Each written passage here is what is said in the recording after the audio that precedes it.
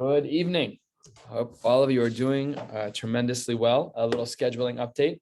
This coming Monday, I will be in Cincinnati, Ohio. I will not be available at the right time. I'll be in the middle of teaching or doing something at that time, hopefully doing something reasonable. I don't even know yet. And I will pre-record and post so that we'll have Daf that day at least recorded.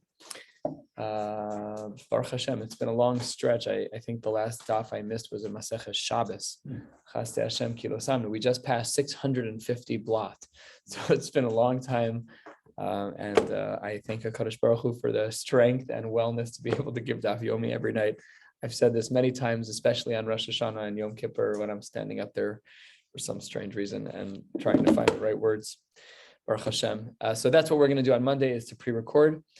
Or we could do an early morning shiur, taco. That's possible, but I think I have a bris at 9 that morning, so I have to see if all of that will work out. After the 6:30 might work, I'll let you know. We are starting, where are we starting? We're starting toward the bottom of Chesed Beis, about 5-6 lines from the bottom.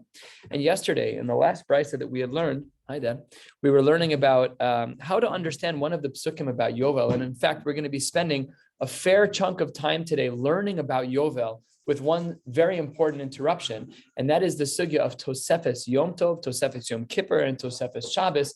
We've already learned this sugya a couple of times, once, certainly maybe twice in Shas, but we'll learn it again tonight in a very clear and articulated way. But right now, and certainly on the bookends of the shiur today, will be about psukim in regards to Yovel. So yesterday, I left off with the note of what is the shita of the Rabbanon, because in the brisa that began at the first very long line, we had said, what does the pasuk teach us? V'kidashtem es shnasa chamishim shana, and the Rabbanon had a shita that shanim atam mekadesh, that when it comes to a year, people have to actually say the words mekudash es hashana. However, he says, the Rabbanan say, now we're going to see again another brisa tearing apart the psukim as it relates to the world of Yovel, and then again the Rabbanan, they don't learn the same drasha. And the reason why they don't learn the same drasha is because the Rabbanan were of the opinion that Yovel actually starts on Yom Kippur. It actually starts on the 10th with the Tkiyas Shofar on that day. B'Yom Kippurim, it was on that very day. So the first 10 days were not necessarily, they were not Shemitah or Yovel, whatever the year was. So Tanya, 5 lines from the bottom, now 4 lines from the bottom. Tanya Idach, the Brisa says Yovel He. We have the words Yovel He twice. So Mat Talmud Omar, why do we have those words twice? And Lefisha Nemar, because the pasuk says Ukdashtem. Thank you. V'kidashtem es shnas hachamishim. They were supposed to sanctify the 50th year. Yachol, maybe I would say kishem shemis kadeshes v'holeches mitchila. Just like it's true that according to the shita that we learned in the name of Rabbi Shmuel ben Rosh, Rav Yochanan ben Baroka, that really Yovel starts at Rosh Hashana, and those first 10 days without the Tkiyah are still Rosh Hashana. We'll see a machlokes in the Tanaim about, even on top of all of that, there's another layer that we have to consider in regards to starting Yovel. Kach, maybe we should assume it's Kadeshes ve'holeches besofa. Ah, fascinating. Maybe Yovel doesn't end until Yom Kippur, right? If you're saying that Yovel doesn't start until Yom Kippur, so maybe the year of Yom Kippur goes from Yom Kippur of Tafshin Pei Beis, well, Tafshin Pei Gimel in the argument, to the Yom Kippur of Tafshin Pei Daled, and it's not an Aleph Tishrei din, it's a Yud Tishrei din. That's a very strong possibility. Don't say that this is unreasonable. Don't question this possibility that we would add at the other end until the 10th of Tishrei, because Sharei Mosif and Mechol al Kodesh all the time. We always add Mosif and Mechol al Kodesh. We have Tosefes Yom Kippur, and that's according to some of Din Do Raisa. We'll see the psukim for that today. Talmud Lomar, in order to make sure that we know that we do not extend Yom Kippur past Aleph Tishrei, Talmud Lomar Yovel Hi Shnas HaChamishim Atom Kadesh. That is the year of Yovel, only the 50th year. The Atom Kadesh Shnas HaChamishim Ve'achas. But we are not, however, going to sanctify that year as Yovel, which means that once we reach Aleph Tishrei of that following year, at the close of that 50th year of the year of Yovel, we are back to working the ground. We are back to things that were on year 48. Again, everything that's not a Yovel year. What about the Rabbanon? The Rabbanon who don't hold of this, because they say that they do hold that it's a Yom Kippur din, that Yovel only starts at that time. So what do they do with the pasuk? So the Rabbanon, and that's what Rashi says at the top, because Rashi really helps to make this sugya very smooth. I should say, it makes it much smoother. Rashi says, "V'Rabbanan," at the top. Rashi on Testament Aleph, "The lo yalfei mevikidashtem shetis kadesh mitchila." So they don't need that pasuk because they hold differently than Rabbi Shmuel ben Rosh, Rav Yochanan ben Baroka back in the Gemara. So then, how do we learn? It says the Gemara, "Shnas chamishim atamone v'i atamone shnas chamishim ve'achas." What does this mean? What this means is as follows. Here's how it works. We have 7 cycles of 7, and then there's the 50th year. Is the 50th year 1 of the next 7 years for Shemitah, or is it year 0? So that's what we're talking about. The nafkamina would be 6 years. What would happen in year 56 or year 57? Would we say that year 57 would be a Shemitah year, or no, it's really 58? How do we look at it? That's really what's happening here. So what are the Rabbanan saying? What they're saying is a drasha. They're saying, Shnas chamishim atamone. We count the 50th year as year 1 of the new Shemitah cycle. So year 50 is year 1, and year 51 is year 2 v'chule, and then Shemitah is regular, year 57. We don't start our count with 51, in which case Shemitah would be 58. Lafuke, this goes against the Shita mid Rabbi Yehuda de Amar. He says, Shnas chamishim ola lekanu lekan. It's double tapped. It's used as a year for Yovel, and it's gonna count in both directions. In which case, that would change our numbers. It would not be considered year 1, and then Kamash Malan Dilo, that the Rabbanan don't hold of that, and that's why they use the drasha. Now let's get into the sugya of Tosefes Yom Tov, Tosefes Shabbos. Says the Gemara on Testament Aleph, 4 lines down. This Amud will go pretty quickly. Udemosifin mechol al kodesh minalan. How do we know that we add mechol al kodesh? Says the Gemara, Detanya becharishu vakatzir tishbos. That the halacha is that when it comes to a shnas shmita, that you're supposed to rest in regards to choresh and in regards to katsira. But that's a problem, says the Gemara. That can't be a din in Shabbos, because on Shabbos, we don't need to separate out choresh and kotzer. There's 39 malachos. We know what they are. Why would the Torah ever specify that? So Rabbi Akiva Omer, how does Rabbi Akiva learn this pasuk? Rabbi Akiva says 5 lines down on Testament Aleph, he says, Omer, Eino tzarach lomar choresh v'kotzer shel shvis. I don't need you to teach me that. We know that it's usher to plow the land during that year. Eino tzarach lomar choresh v'kotzer shel shvis. Sharei kvar nemar sadecha lo siz rabachar mecha lo siz mor. We already know it's usher to plow the field during Shvius. Ella, what therefore must it be that the Torah is adding by adding Charish and Katzir? Charish shel Erev Shvius, that if one were to plow immediately before Shvius, before Shemitah, that would be Aser. Hanichnas l'Shvius, as you're going into the first year, meaning we're going to add a little bit on the going into Shemitah to say that a couple of hours before, even a couple of moments before, you're not allowed to do Charisha. The Katzir shel Shvius hayotze lemotze Shvius, and there too, that would also be Aser. Namely, there are a couple of minutes before and a couple of minutes after the year of Shemitah that one is not allowed to do Choresh or Kotzer. What does that show us? That we have a din of Tosefes, whatever, Tosefes Shemitah. All right, very good. So it says the Gemara, but that's only the opinion of Rabbi Akiva. Rabbi Shmuel Omer, I disagree with you. This is not talking about that at all. Ma Choresh Rishus af Kotzer Rishus. That when we're talking about Choresh and Kotzer, the ones that are not allowed to be done on Shabbos are only the ones that are shel rishus, the ones that are not halachically required. Yatsa katzir ha'omer, that when one has to harvest the omer, so that is shehu mitzvah. Rashi highlights this explicitly, that maybe the case is that it is okay to, if it's the 16th of Nisan, or to prepare for the 16th of Nisan, that one can do kotzer on whatever is going to be part of the hakravas ha'omer. That's a very unique shita. It's not shocking. Today I had a conversation with a mother about bris milah, which we know is a trump card on Shabbos, but the Gemara says, and we learned this already in Perek Rabbi Elazar de Milah and Maseches Shabbos, that if it were to be the case that it was a milah shelo bizmana, not only are you not allowed to do it on Shabbos, but it's mamish your chayiv skila bidei bez, and your chayiv karis bidei shamayim. That's for sure Nisur D'Oraisa. So we don't allow everything on Shabbos. It's only under specified circumstances, and C-section babies, whatever. So here we see an exception to the rule as well. So what the Gemara is saying, that Yotza Ktsir HaOmer Shu Mitzvah, so Rabbi Shmuel holds that that's what's going on with the pasuk of Becharishu Vekatzir, to teach us that in general they're not allowed, but if it's Shel Mitzvah, so then you're allowed to do that on Shabbos. But what does Rabbi Shmuel not say? He doesn't learn the drasha to say that this is where we learn Tosefes Shemitah from. So asks the Gemara, Rabbi Shmuel, Mosifim Mechol ala Kodesh Minale. So that if he doesn't hold of the drasha like Rabbi Akiva did from the pasuk of Becharishu Bekatzir, to say that that's where we learn Tosefes Yom Tov from, so Rabbi Shmuel needs to provide a Marimakom. So says the Gemara as follows. Nafkale, he learns this from, we're about halfway down on Testament Aleph, Midatanya. What does the Brisa say? A Brisa by Yom Kippur. The Brisa reads, V'yinisem es nafshosechem betisha. It says you're supposed to afflict yourself, afflict your soul on the 9th day.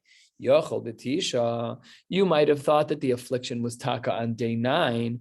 Talmud lomar ba'erev. It has to be on the night that follows day 9. Ba'erev yochel mishatechshach.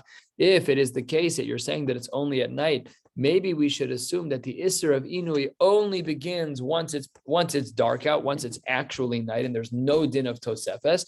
Talmud Lomar, Rabbi Shmuel would say, Betisha, that you have to start a little bit early, HaKetzad. So the Gemara says that when it comes to Yom Kippur, this is quoted in Halachic Svarim, that Maschil umis'anami be'od yom, that you need to add a little bit before, Melamed shemosif mechol al kodesh, and this chol al kodesh, and this is the Marimakom for Rabbi Shmuel. So now Rabbi Akiva uses as his source for Tosefes Shvius or Tosefes anything when it comes to Yom Tov, he uses the pasuk of Becharishu Vakotzir.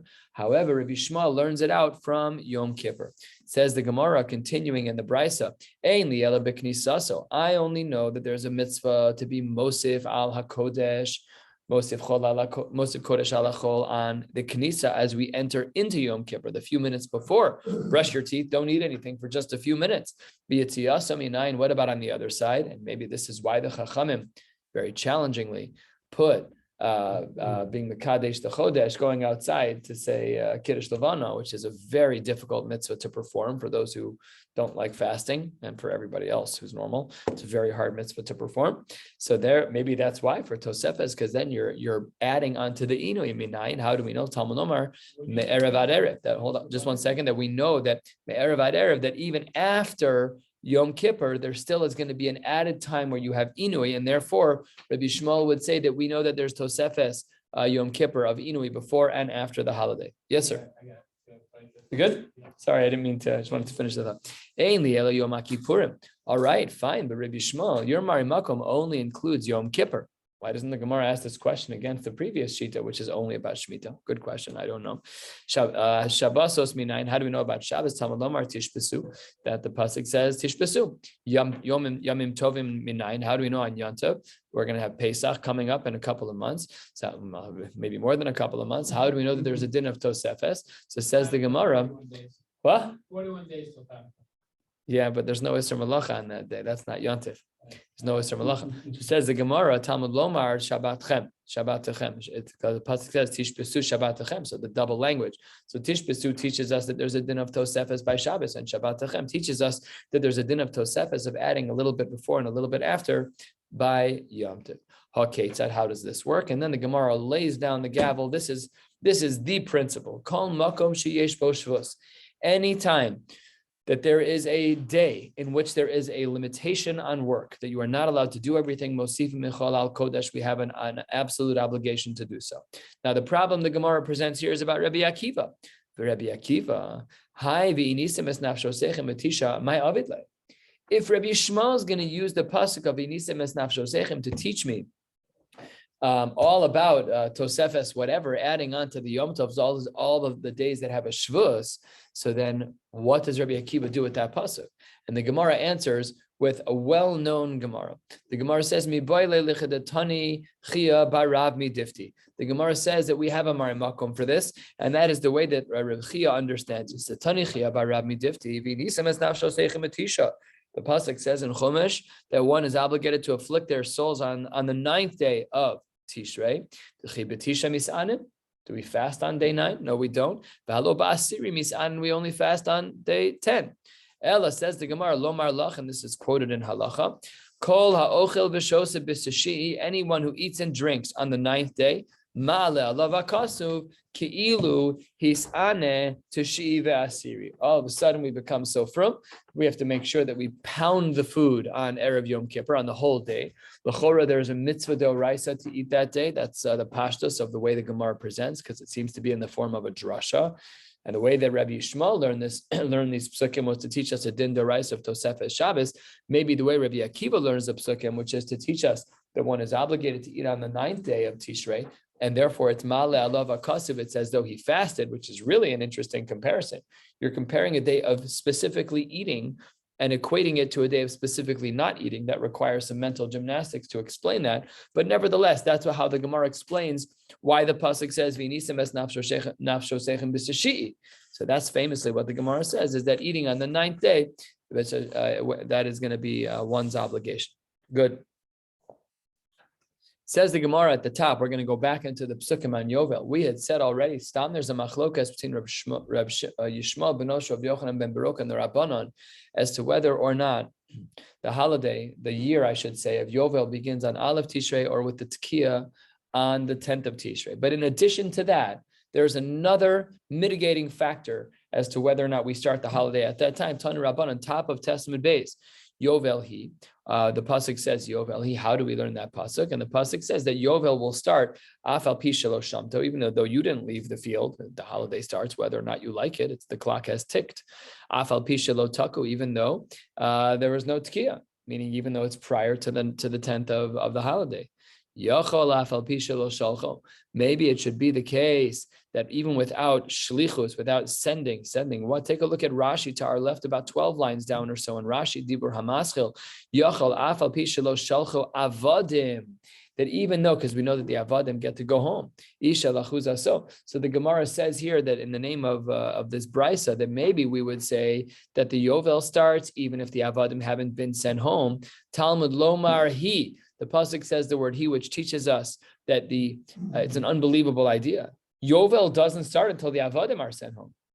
That's a serious holdup. Think about that.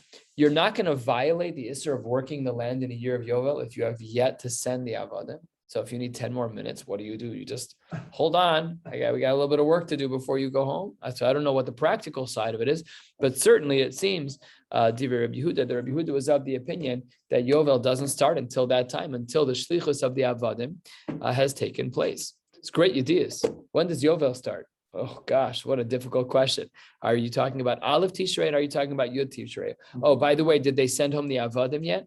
And now let's see yet another shita. We'll see 3 shitas on this Amud about how to understand this. 4 lines down, Rabbi Yossi Omer, Yovel he. What does the pasuk mean when it says Yovel he? So it says the Gemara, Afal pi shalom shamto. That's the same line that we saw by Rabbi Yossi, that even if you don't stop working the fields, the din will stick in. The din will kick in. And here it says the Gemara, different than the previous shita, Afal pi shelo shalcho. Even though you didn't send the avodim, Yovel is still going to kick in. Yachol Afal pi shelo taku, Talmud lomar he. Rabbi Yossi was of the opinion that you need shofar to start. So here's the machlokas Rabbi Yossi and Rabbi Yehuda. Rabbi Yehuda was of the opinion that Yovel doesn't start till you send the Avadim home. And the machlokas says, Rabbi Yossi says, that's not true. You send the Avadim home or don't, Yovel is going to start, but we need shofar. So says the Gemara as follows. We have multiple elements of the psukim. Some are inclusive and some are exclusive. Says the Gemara, as though Rabbi Yossi is talking,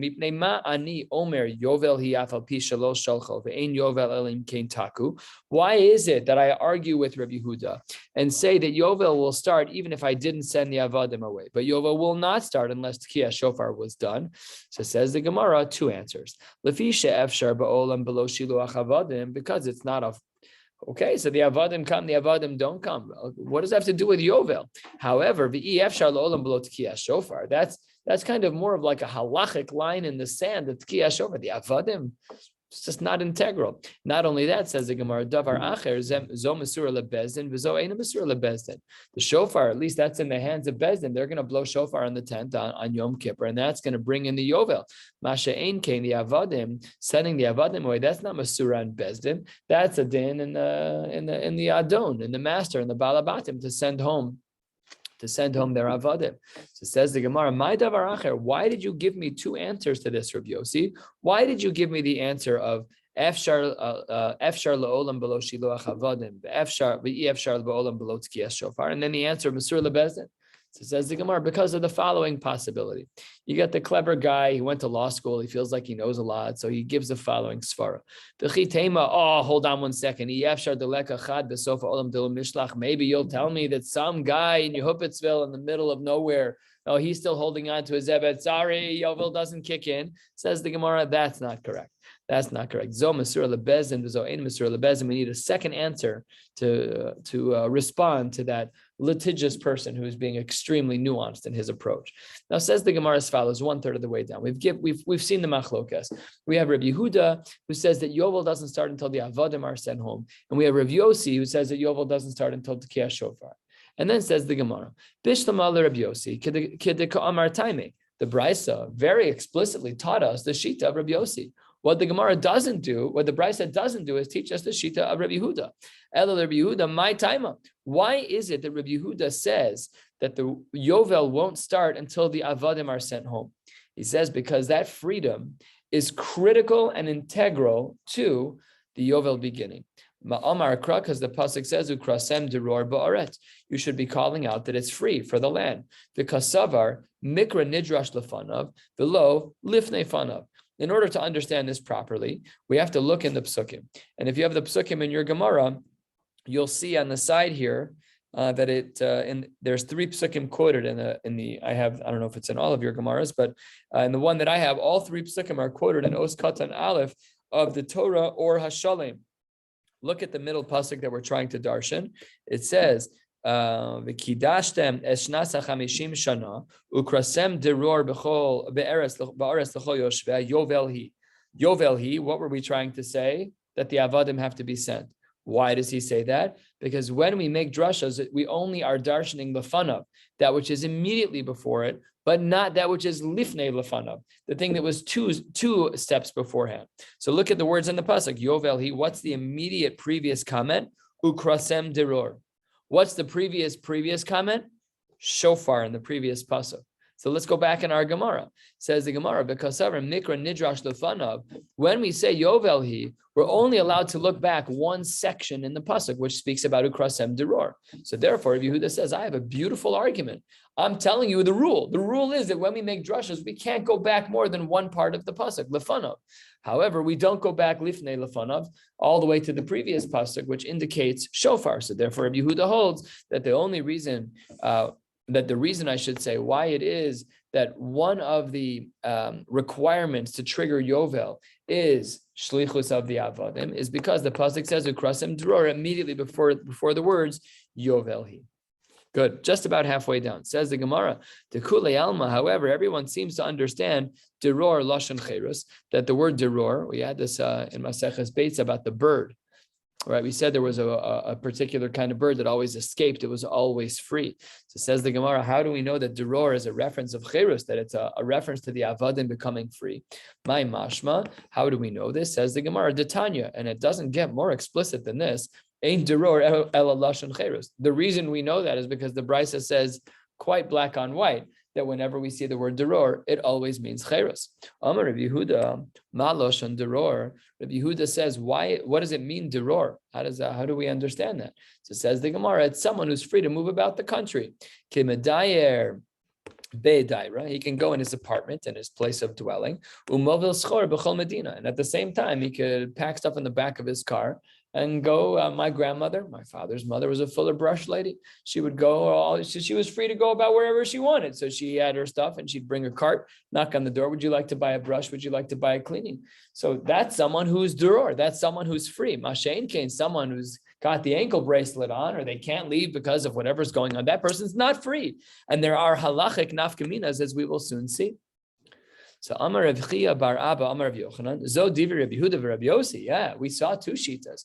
We saw one sheet at the top of the page that was a sheet of Rabbi Yehuda, that in order for Yovel to start, the avadim have to be sent home. We saw a second sheet at the top of the page of Rabbi Yossi, that in order for Yovel to start, we need to hear shofar. Aval chachamim omrim, 2/3 of the way down, there is still a third shita.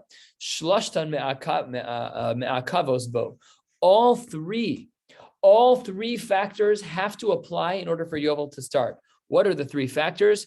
You need shomto, you need to leave your field. You need taku, you need the shofar, and you need shalchu. All 3 of them, say the chachamim, arguing against Rabbi Yehuda, who only focuses on shlichus avadim, and against Rabbi Yossi, who only focuses on shofar. The chachamim say all 3. But wait a second, how does that work that he can do that? What about the drasha? So it says the Gemara, Kosavre, they, in plural, Kosavre, the Chachamim hold, Mikra, when we're looking at a pasuk, that the way we are allowed to darshan, and this is the exegetical piece, how do we look at this is the hardest part of drashas. How do we look at a pasuk? Through what lens do we look at a pasuk and say, I know how to extract from the pasuk? So the Chachamim hold, this is how it works. Nidrash lefanav, not only are we allowed to learn that which immediately follows the words Yovel Hi, which is Deror, referencing Shlichus, and not only Lifnei Fanav, not only the pasuk before, which is Shofar, but also Ule Acharav, even the one afterwards, which is sending the avad, not sending the avadim out. What's the third one? Shamto. He has to leave the land. So all three of them say the Chachamim are included. Ivaksiv Yovel. Wait 1 second. There are other words here that we have to darshan. And how do we understand the word Yovel? We were talking about the word he so far. So it says the Gemara, the word Yovel, hahu de'afilu b'chutz la'aretz. Wow, that's a little scary. There's Yovel and chutz la'aretz. By and large, we have no idea when Yovel is. We know that it's one of any possible of 7 years, either year 7 and every 7 thereafter until year 49. We don't know. We don't keep.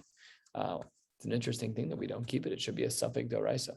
Why don't we keep Yovel in the 50th year? It's a great shaila in Lumdus. What? Isn't it all the Jews have I'm just saying in Lumdus and saying a theoretical question. Maybe, I don't know, whatever the halachos are. What? Yeah.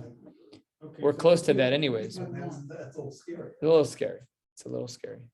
And you're not talking about anything stam. You're talking about a pasuk and chumash that you're violating. It's not so simple. I had a very difficult conversation with someone last night. The father of the baby for one of the brisses today, he said to me, what makes a kosher moel? What makes a kosher moel is that you're a frum Jew. And if you are a mumar, if of any halacha, if you say, I'm Orthodox, but I wear shatnez. No, you're a mumar l'davar echad, you're puzzle for shchita, you're puzzle for brisim. The bris is not kosher. It could have been done by a robot. Oh, it's a terrible idea. But it could have been, in theory, been done by a robot. It would not be kosher. So what do you do? So how do you explain that to someone who is not a from a yid? So somebody gave me a svara kozeves. I don't believe it's the real thing, but it's something that does sound correct. And I give this as an example. Well, I'll just give you as an example, my dear secular friend, is that, as you may know, the Sabbath is a covenant and circumcision is also a covenant. So he who is going to do the covenant of circumcision must also be observant in the covenant of Shabbos. It's a svara kozeves. You're a mumar for any mitzvah in the Torah, but it's a lot easier on the ears when you're trying to explain yourself. It's very uncomfortable. And sometimes Rabbi First has given me these psukim before that if you're choshesh that they're going to use a fry moel, push off the bris until you're available. I'm out of town, whatever. Right, I'm going out of town on Monday. So if I get a call now from a secular Jew and the other option is Cantor, Rebbitzin, whoever, that's a problem. So then it's time to I'll be available tomorrow. Isn't the 8th day ideal? It's the ideal day, but I've never seen those people do circumcisions before, which is always true because I've never, except for Rabbi Turkeltaub, I basically have never seen anybody else do brisses. So I'll say, I'm not saying I don't trust them. I'm just saying it's very murky, very complicated. Anyways, I don't know how we got to this. Oh, let's go. Says the Gemara as follows. Vaksiv Yova, we said, I feel the chutzlaretz. Okay, fine, got it. Feel the chutzlaretz. Says the Gemara, what about the pasuk ba'aretz? Chutzlaretz, it says in the land, Vaksiv ba'aretz. Hahu, says the Gemara, very interesting. Bizman shenohig deror ba'aretz. When in Eretz Yisrael people are deror, like we defined, free to move about the country, nohig b'chutz la'aretz. Then we have a din that extends outside of the 4 walls of Eretz Yisrael. Bizman she'ein nohig ba'aretz, ein nohig b'chutz la'aretz. That's a very interesting halacha. How does that work? Only if they're free. This doesn't say the majority. If we had the paskin from this Gemara alone, we'd say, okay, in Eretz Yisrael, the world is a free world, and seemingly that they're free to move about the country. There are some places they may not want to go, but they're certainly allowed to go. So how do we look at that from a halachic lens? Okay, we don't know when the Yovel is, but why don't we say that we have to keep Yovel anyways, alt suffix, even in Chutz La'aretz from this Gemara? Again, we have to figure out from the Rishonim, like we don't say rov in this case. It's not a question of rov. It's a pure suffix. We just don't know which of the 7 years it is because for unfortunate reasons, since the times of we just haven't kept track. So we don't know. Real shaylas in halacha. Not lemaisa, but in lumdus, just talking and learning. Why don't we keep the Yovel year? Even in America, seems difficult to understand. Says the Gemara, one more little sugya and then we'll stop. Ulenatia. What about planting saplings? We're talking about the Isser of Orla. The Isser of Orla, the Isser of Orla is that one is not allowed to benefit from the fruits of a tree for the first 3 years. But remember, we're talking about our Mishnah. Our Mishnah is all about the Rosh Hashanahs. So what does our Mishnah say about Netiya? So if you look back on the first page of the Maseches, it says that Be'echad B'Tishrei, Rosh Hashanah l'shanim u'lishmitun u'liyavlos l'Netiya, that Aleph Tishrei is the Rosh Hashanah for Orla. So if you really want to hedge your bets and want to get your fruits in the smart way, plant in Elul, because that will be year 1, and a month later it will be year 2 already. That's the best way to play the game, right? You're trying to play the system, and you don't want to have to harvest for an extra year. You don't have to work the ground for an extra year. Great, no problem. The Rosh Hashanah is Tishrei. How do we know? Says the Gemara Minolan. How do we know that the counting works that way? Dichsiv shalosh shanim or arelim? No, that can't be right. What does the pasuk say? Shalosh shanim yelachem arelim. It doesn't actually have all the words here. Uksiv, and it says uvashana harivi'is, and in the 4th year it's allowed. V'yaliv shana mitishrei. It says the word shana in the pasuk. And how do we know that the Shaana is based on Tishrei? So it says the Gemara as follows. Dichsiv, we have a Gzera Shava from another pasuk. Dichsiv me'reishis Hashana. We saw this a couple of blot ago, that's our paradigm, a pasuk that's representative of Tishrei. Me'reishis Hashana ba'ad achris Hashana. We said that according to one of the approaches in the Gemara, that the Aleph Tishrei is Ladinin, is to teach us that we're obligated. The Maseches of Rosh Hashanah is that we are done, we are judged on that day. Says the Gemara, if all you're looking for is the word Shana, the Ligmar Shana Minisan. Why don't we look at another pasuk that says that the word Shana speaks about Nisan? Dichsiv, as the pasuk writes, Rishanu lachem l'chodshei Hashana. You can't just pick any pasuk you want. Who says that the Tishrei pasuk is right? Maybe the Nisan pasuk is right. Says the Gemara, we can't do that. The Gzera Shava has to be comparable in regards to the general phrasing of the pasuk. Done, and where will we make the Gzera Shava? In which way are the 2 psukim most comparable? Says the Gemara, done in Shana she'eni machadashim, mishana she'eni machadashim. Both of the psukim that we compare, the Tishrei pasuk and our pasuk by Orla, both of those psukim reference chodashim, they reference chodesh, but not Shana. The ein done, but we don't want to make the comparison to the pasuk about Nisan, not because we don't like the month of Nisan, but because the comparability of the pasuk of Nisan to Orla is not good. Why not? Because it's a Shana she'eni machadashim, Shana she'yeshi machadashim. Because the pasuk by Orla speaks about chadashim and not about Shana, but the pasuk by Nisan has both words, Shana and chadashim, and that's not a good reason. That's not a good enough comparison. Now, it's not always true. Gzera Shavas are not always so easily distinguishable. But when we have multiple options, we have our pasuk by Orla references Chodesh without Shana. So we're going to look for a pasuk that's most similar, which is Chodesh without Shana. What pasuk is that? That's the pasuk of Tishrei and not the pasuk of Nisan. And therefore, to validate our Mishnah, the Marimakum for our Mishnah, that Aleph Tishrei is the line in the sand to generate a new year for Orla. That is Aleph Tishrei based on Gzera Shava. We'll stop right here. We'll pick up tomorrow night in Yirtzeh Hashem at the bottom of Daf Testament Vez. Wishing you all a beautiful night.